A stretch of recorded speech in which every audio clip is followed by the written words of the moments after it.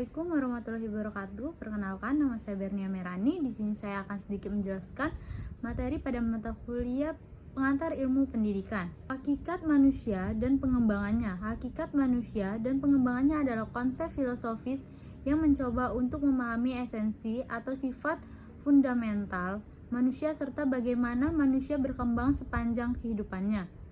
Pemahaman umum mengenai hakikat manusia dan aspek pengembangannya. Yang pertama ada hakikat manusia. Sifat rasional, manusia memiliki kemampuan untuk berpikir, merasakan dan melakukan tindakan rasional. Kemampuan ini membedakan manusia dari makhluk lain. Kebebasan manusia memiliki kemampuan untuk membantu pilihan dan mengendalikan tindakan mereka sendiri, terlepas dari dorongan alamiah atau lingkungannya. Sifat sosial, manusia merupakan makhluk sosial yang memiliki kemampuan untuk berintegritas, berkolaborasi, dan membentuk masyarakat. Pencarian makna, manusia cenderung mencari makna dan tujuan dalam kehidupannya, membedakan mereka dengan makhluk lain yang lebih berbasis naluri. Yang kedua, terdapat pengembangan manusia. Aspek fisik, pengembangan fisik manusia melibatkan pertumbuhan tubuh, kesehatan, dan kematangan organ-organ fisik. Aspek kognitif, pengembangan kognitif meliputi kemampuan berpikir, memahami, dan menyelesaikan masalah ini. Aspek emosional, pengembangan emosional melibatkan pemahaman dan pengelolaan emosi serta kemampuan untuk membentuk hubungan emosional yang sehat dan dengan orang lain. Aspek sosial, pengembangan sosial mencakup kemampuan berintegritas, berkomunikasi, dan berkolaborasi dengan orang lain. Aspek moral dan etika, pengembangan moral dan etika melibatkan pemahaman nilai-nilai, integritas, dan tanggung jawab dalam bertindak. Pengembangan karir dan identitas, manusia berkembang dalam mengembangkan keterampilan, minat, dan identitas profesional atau pribadi. Ketiga, teori-teori pengembangan manusia. Teori Piaget tentang pengembangan kognitif menjelaskan bagaimana anak-anak memahami dunia dan berkembang secara kognitif dari tahap-tahap yang lebih sederhana ke tahap yang lebih kompleks.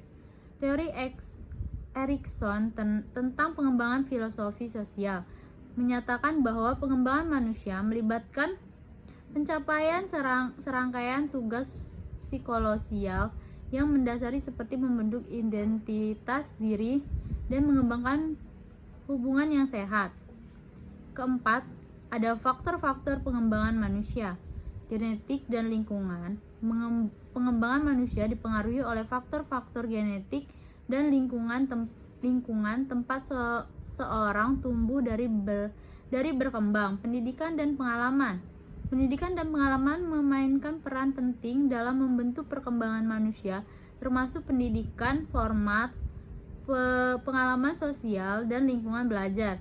Faktor budaya, nilai-nilai budaya, norma, dan ekspektasi masyarakat juga mempengaruhi pengembangan manusia. Pemahaman hakikat manusia dan pengembangan membantu kita dalam merancang pendidikan dan intervensi yang sesuai untuk mendukung pertumbuhan dan kesejahteraan manusia secara menyeluruh.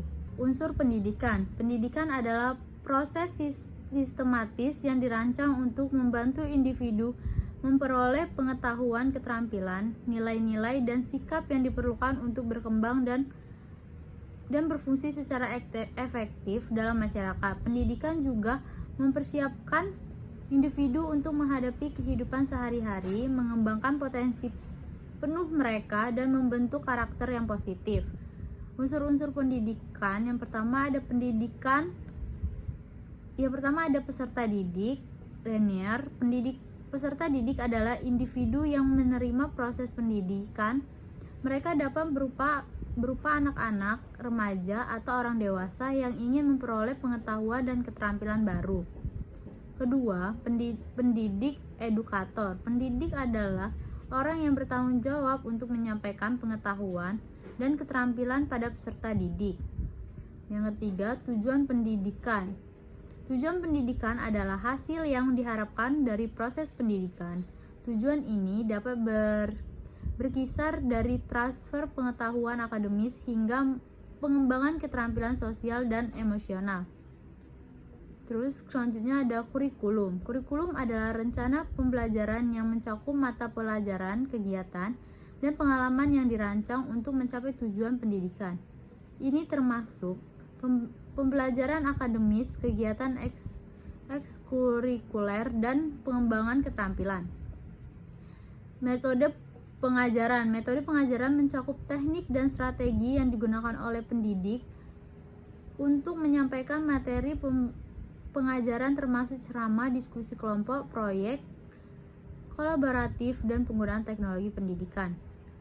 Pengalaman pendidikan. Pengalaman pendidikan mencakup semua identifikasi, kegiatan, dan proses pembelajaran yang dialami oleh peserta didik selama proses pembelajaran mengajar. Pengalaman ini dapat meliputi pembelajaran di kelas, kunjungan lapangan, percakapan dengan sesama siswa, dan kegiatan eksekuler.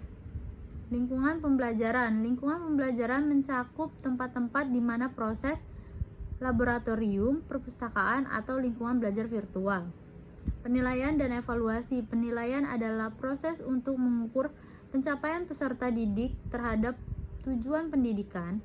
Evaluasi digunakan untuk mengevaluasi efektivitas kurikulum dan metode pengajaran dan mencapai tujuan pendidikan. Pendidikan melibatkan interaksi yang kompleks antar semua unsur ini untuk menciptakan lingkungan pembelajaran yang efektif dan memastikan perkembangan holistik peserta didik. Dalam pendidikan yang komprehensif, setiap unsur ini yang terkait dan bekerja sama untuk mencapai hasil pendidikan yang diinginkan. Landasan dan asas-asas pendidikan serta penerapannya. Landasan dan asas-asas pendidikan merupakan prinsip-prinsip dasar yang menjadi fondasi atau pijakan bagi penyelenggaraan sistem pendidikan. Penerapan landasan dan asas-asas ini menjadi penting untuk mengarahkan proses pendidikan agar efektif dan bermakna. Berikut ini adalah penjelasan mengenai landasan dan asas-asas pendidikan beserta penerapannya. Landasan pendidikan. Filsafat pendidikan. Landasan ini mencakup pandangan tentang esensi pendidikan, tujuan pendidikan, serta peran individu dan masyarakat dalam proses pendidikan. Filsafat pendidikan memberikan pandangan filosofi mendasari seluruh aktivitas pendidikan. Psikologi pendidikan. Landasan ini mengacu pada pemahaman tentang proses belajar dan perkembangan individu. Psikologi pendidikan membantu menyesuaikan metode pembelajaran sesuai dengan karakteristik psikolog pendidikan. Sosiologi pendidikan. Landasan ini memperhatikan hubungan antara pendidikan dan masyarakat. Sosiologi pendidikan mengajikan dampak lingkungan sosial terhadap pendidikan serta peran sekolah dalam pembentukan masyarakat. Asas-asas pendidikan. Asas holistik pendidikan harus menyentuh aspek-aspek fisik, intelektual, emosional, dan sosial peserta didik secara seimbang untuk mencapai pengembangan yang utuh. Yang kedua, asas demokratis. Pendidikan harus berlandaskan prinsip-prinsip demokrasi, termasuk penghargaan terhadap kebebasan, kesetaraan, dan partisipasi aktif dalam pembelajaran. Yang ketiga, ada asas keterbukaan. Pendidikan harus terbuka untuk semua individu tanpa diskriminasi sehingga setiap orang memiliki kesempatan yang sama untuk memperoleh pendidikan. Asas kebebasan. Peserta didik perlu diberikan kebebasan untuk berpikir, berekspresi, dan mengembangkan potensi mereka tanpa adanya tekanan atau paksaan yang tidak sesuai. Asas kesetaraan. Setiap individu memiliki nilai dan hak yang sama dalam mendapatkan pendidikan tanpa memandang latar belakang sosial, ekonomi, atau budaya. Asas kemajuan dan inovasi. Pendidikan harus selalu berupaya untuk meningkatkan kualitasnya dan responsif terhadap perkembangan zaman, termasuk memanfaatkan inovasi dan metode pengajaran dan teknologi.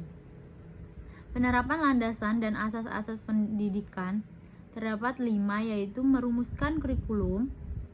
Landasan pendidikan seperti filsafat dan psikologi pendidikan digunakan untuk merumuskan kurikulum dan relevan dan efektif untuk mencapai tujuan pendidikan.